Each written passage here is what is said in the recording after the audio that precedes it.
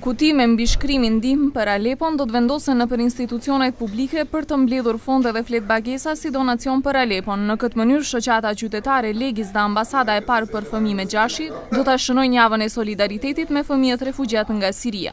Целта не сова хуманитарна акција. Synimi jonë është që me këtë aksion humanitar të ndihmojmë këtyre fëmijëve të cilët janë evakuar dhe të ndihmojmë fëmijëve të Alepos.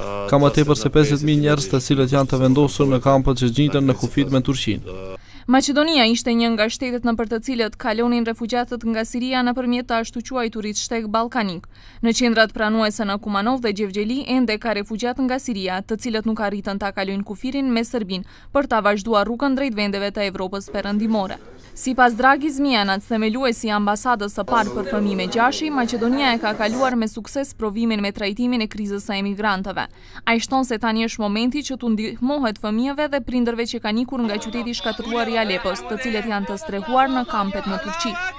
Fushata përfshin pjesën humanitare dhe arsimore.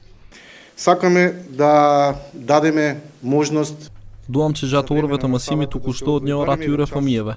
Për këtë shkak kemi dhënë edhe broshura për të diskutuar për gjendjen e fëmijëve refugjat dhe për nevojat e tyre, pasi që shumë pak diskutohet për këtë gjë. Qytetarët e Republikës së Maqedonisë duhet të jenë të vetëdijshëm për situatën në vendet ku fëmijët janë viktima më të mëdha. Java e solidaritetit me fëmijët refugjat nga Siria filloi sot dhe do të zgjatet deri më 5 mars. Për të gjitha fondet e mbledhura do të ketë raport për destinacionin se ku të përfundojnë.